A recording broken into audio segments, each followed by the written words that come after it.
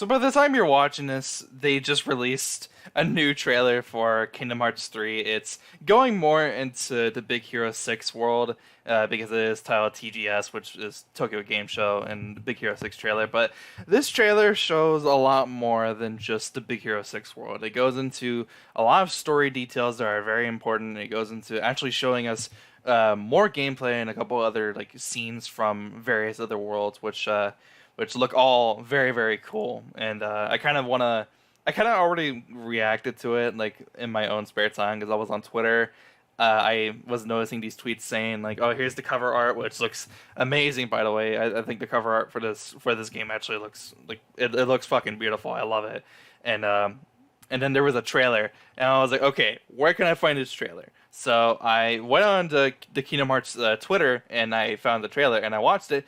I reacted to it, but I didn't record it. I was just reacting to it in my own time, and just I feel like it would have been a good video if I had recorded my reaction, but unfortunately that just isn't the case. So I'm doing a different type of video, which is an analysis, which I don't do very often, especially for something like Kingdom Hearts. But I felt like doing it anyway. So we have the trailer right here in front of us, and the trailer immediately starts with Ericus and Xehanort, and it's Young Masters, Ericus and Xehanort, and they're playing, the whole chess thing. They've done this before, like way back, like years ago. I forget like when they did it, like 2015, or even like further than that, like 2013. I forget when they did it.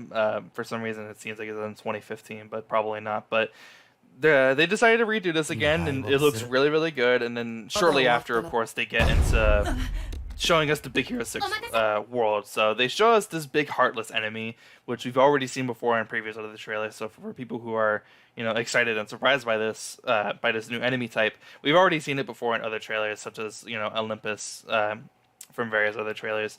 And then we get into seeing the gang, the Big Hero 6 gang, and I thought this scene in the trailer was actually pretty cute because it shows us Sora's like outfit and Keyblade for this world, and he says prepare to face Keyblade Hero 3, which I thought it was cute. I thought it was funny. Part of me kind of like cringes inside, but it's like, nah, I don't care, it's whatever. But I like the whole like addition to the visor because it's very similar to Hero, to the main character of the movie, and of course this world, who we see on various different occasions. And of course in the same trailer they show us a lot of different gameplay with the Keyblade, and it looks cool. I think it looks cool. There are certain references to the movie which is pretty cool. You get them right on Baymax. I don't know if like it's like specific like sequence commands like that we have right here that we write on Baymax, or if they're just attacks that you can do normally with Baymax, but it looks cool. I think the combat with Baymax is cool, and then we get this we get the Keyblade transformation with that scene right there. And then a little bit later on in the trailer, we actually see what I presume is a boss fight. I think this is either a mini boss fight or like a main boss fight. It's probably not a main boss fight. It's probably a mini boss, but it looks like a big, huge like boss fight to me. So there's no reason why they didn't put this. So we get that, and then right after we get a little bit of mini game stuff, and that's pretty cool. But then here's where stuff starts getting a little bit fucking crazy. It starts going from showing us Big Hero 6 to showing us a whole bunch of story like bullshit, right? So we get this, and if you couldn't tell already, this is kind of reminiscent to Roxas, and we get this shot of Sora, and then it gets into a close-up, and then it turns into Roxas, and then there's Hayner Pencil and Olette, and just I flipped out. So and then it gets back to Sora. I can face the darkness now, says Riku, and I'm still not entirely sure what he means by that. I'm pretty sure a lot of people don't really know what he's doing in this realm along with King Mickey, but they're doing something, or maybe we do know. I just am completely oblivious about it, but I think it's because he finally found the strength to protect things that matter. King Mickey says to Riku. I forget what his name is, and I actually forgot what the name of his nobody was as well, but He's no longer nobody anymore, so that means he's not a vessel of the 13 Seekers of Darkness. Which also, I'm gonna also point out that we got potentially three new vessels for the 13 Seekers of Darkness. The two of them were from the Organization 13, which is Vexen and Demix. Vexen and Demix are now vessels for the 13 Seekers of Darkness, which I think is really surprising. So there are a couple other scenes to show off the other worlds. There's Tangled, there's Frozen, there's Pirates. Pirates looks really, really good. I'm really excited to see more of that world whenever we finally get the chance to. We get to see this scene right here with Eric as his Keyblade on Destiny Islands, and it seems like it's going to be a world that we're going to be able to go on to in the game. I wouldn't be surprised if that's the case, because in the same scene, Sora, he picks up the Keyblade, which is Ericus's Keyblade, and then Goofy's like right there with him. May your heart be your guiding key. And then Sora asks, "This will guide me like where?" Like he's asking like, "Who is it going to guide me to? Where is it going to take me?" Right? At first, I thought it was going to be Aqua, and the reason why I thought it was going to be Aqua is because in 0.2 Birth by Sleep, this is the Keyblade that you use with Aqua in that game. And that's the reason why I thought it was going to be Aqua. It still could very be Aqua, but now I'm starting to think that it's going to be Ventus, because Ventus is obviously still kind of like locked away in that one world. I forgot the name of the world, but he's still locked away in there, and Ericus's Keyblade is the only Keyblade that can actually go in there and pretty much save Ventus.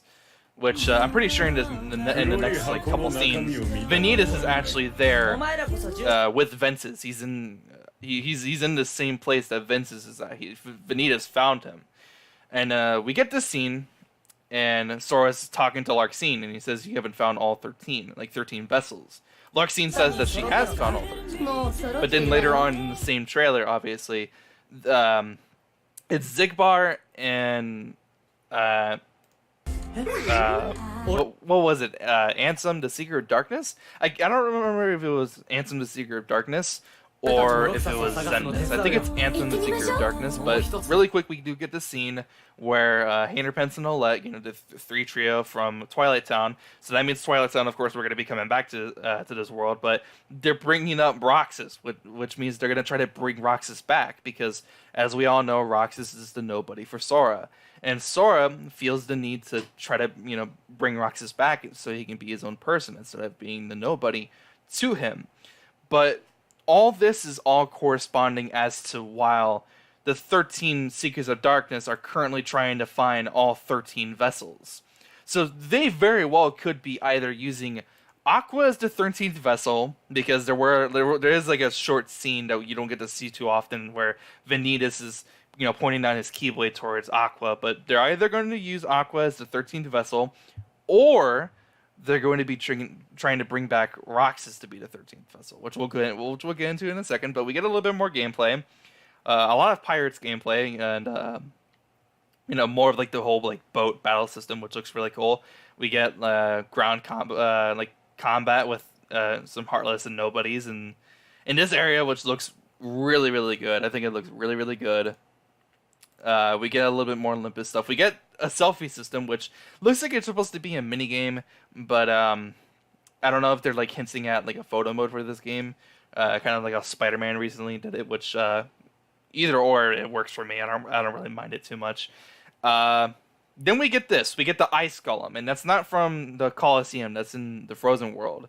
And I guess we get to control that, because there's this shot where this Ice Golem is carrying this big like black and purple orb, and there's also a shot before where you're actually fighting like a huge like heartless creature, which looks really, really cool. So yeah, I was correct. It's Ansem, the Seeker of Darkness, and they're talking about looking for the last vessel for the 13 Seekers of Darkness. He's talking about that with Zigbar. Shortly after, like immediately the next scene, before this or after this one, there's Vexen and there's Demix. They're both Norted. They're both vessels for the 13 Seekers of Darkness. And that surprises a lot of people. That surprised me, because I didn't think these two were actually going to fucking come back, but they did. And hold on, give me a second. So this person, right here. This is a shot of somebody, right? The Riku I know wouldn't do this. Do something like this. People thought this was Shion. It's not Shion. It's not Shion. It's Replica Riku. Replica Riku is fucking Norted. Replica Riku is back and he's Norted. I don't even know what to say about that. Replica Riku's back and he's Norted. So like I said earlier, Vanitas found where Ventus was hiding, and we don't know what he's gonna do then. We get this really good shot of Aqua.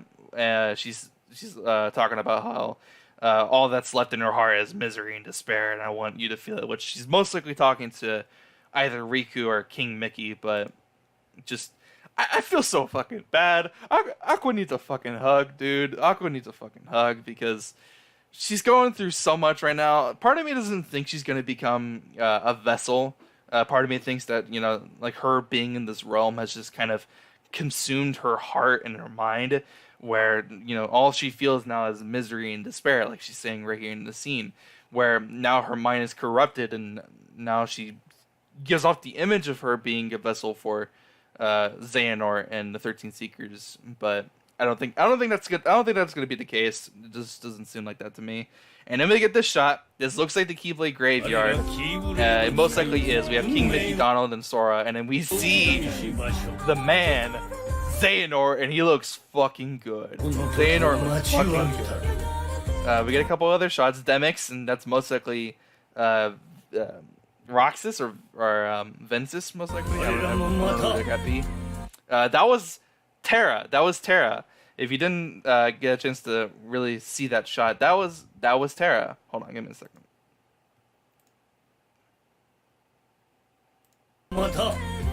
Look, this is Terra. That's very obviously Terranor or Terra Xehanort, right? And this is the shot that I was talking about before. There was Vanitas with pointing his Keyblade down towards Aqua, potentially making her a vessel, because that was kind of hinted at in Birth by Sleep. Which could very well be a thing. And then we get the shot of Aqua and Sora reaching their hands out towards each other, which is the reason. This is another reason why I thought like the whole like Ericus thing at Destiny Islands when Sora found Ericus's Keyblade. That's why I thought, you know, they were like hinting him to go over to the Realm of Darkness where Aqua is currently residing. We get this really good shot. We get another good shot. We get another good shot. And then the fucking trailer ends right fucking there with Roxas. This is very obviously Roxas. If you don't believe it's Roxas, you're a fucking idiot. This is Roxas. And the reason why it's Roxas is because he has the Oblivion Keyblade. I don't even know what to say to that either. Just this trailer...